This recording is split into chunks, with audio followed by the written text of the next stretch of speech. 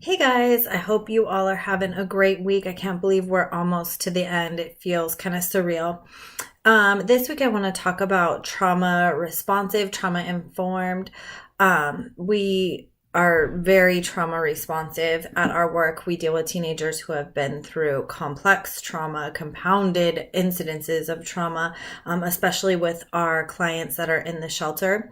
This weekend we did an outing for a girls group for spring break, and we went and had food, and we had like a girls discussion and just about whatever the teen girls wanted to talk about. And then we decided to do an impromptu trip to the park where they had animals and a lake, so we could practice like a little bit of meditation and all of that.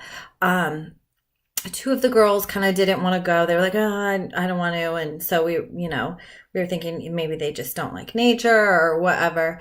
But they ended up going, and then we got in the van and they were like, hey, Miss K, can you stay in the car?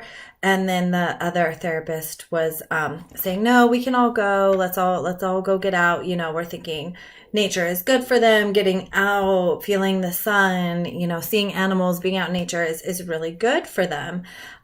So we all go out, and two of the girls kind of sit by themselves, and we kind of do our thing, talking, doing some meditation, in small little different groups, and seeing the animals playing, just having a good time. It's spring break. They'd never get to go out and do anything. So this was kind of their one outing for spring break. Then one of the girls who came up to me, who is actually one of my clients, she goes, Miss K, I really need to go to the van. I need to go. I'm so scared right now. And so I'm thinking, okay, what's going on? In my head, I'm thinking, did someone come up to them? Because they were kind of sitting on a bench a little ways away. We could still see them. And she goes, my brother and his friends sexually abused me in parks and used to beat me up. And that was where they used to get me out of the house and do all these things to me. So first off, I'm thinking, okay, she's totally into the PTSD response right now, and that I kind of need to go into stabilization with her. So like, okay, we can it definitely caught me off guard, and I'm thinking, man, I was not trauma responsive, and you learn from experiences, but I didn't think that coming to a park would cause something like that. So we started walking back to the car, and, just talking to her about different breathing practices that we had done together, like practice your breathing, trying to keep her to stay in the moment, stay present. But before that, I was kind of asking her what she was feeling. So what her symptoms were.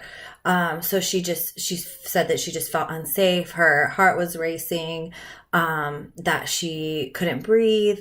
And so we took deep breaths and tried to keep her in the here and now. So at this point, I'm teaching her because she's not able to regulate herself. And I don't know if she had ever previously had someone try to help regulate her through one of these or prior to one of these when she is triggered.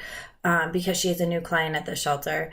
So I helped her to kind of get the deep breaths and then try to stay in the moment, let her know this moment you are safe. This moment you are surrounded by people who care about you. You're surrounded by friends. You're surrounded by counselors who are here for you and support you. And then kind of talk to her about, okay, what are you seeing right now? Where are you feeling your breath? Breathe in safety, breathe out calm. So she was able to kind of keep herself regulated. There were flowers everywhere. So she's like, I'm gonna count the flowers, the different colored flowers. So she counted the different colored flowers. We got back into the van, and she did ask if I would put my hand around her, which I thought, for that moment, and, I always second guess and go, is this crossing the line or is this not? But in that moment, I felt she did need that. So I did put my hand just kind of behind her back and just let her know, you are safe in this moment. You were not safe in the past, but you're safe in this moment in the park. You are surrounded by friends and all of that. So that's kind of the stabilization approach that we take at our work. Just to not be a witness, but to also be a part of the process. And obviously you want to try to be able to teach these skills prior to something happening. But in that moment, there was no time to teach prior, and I didn't know of that exact history. And so I just kind of did the best that I could with the situation. So basically what I tried to do at that was to help them recognize, what was going on, and then to also let her know these are symptoms. These are not her. These are not just memories. They're symptoms of the past. So these are symptoms she's feeling. They're not her. And part of the stabilization that we practice is to teach clients about symptoms, how to recognize them, anticipate them, and manage them. That helps to lower shame, confusion, and gradually redefine the situations. So we kind of debriefed afterwards. I didn't want to approach her too much, but we did some grounding exercises after and some visualizations, and then also talked about how she survived then and she survived now and what was her different kind of experiences now. And she's like, well, I had some positive ones talking with friends. So ended up being successful, I guess, if you want to say. It's also giving us stuff to work with in our one-to-ones, and also being able to give her like a survival kit for when that happens again.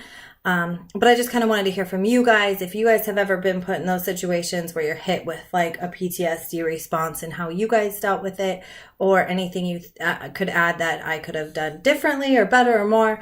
I'd love to hear about it. So I hope y'all are having a good week. Thanks.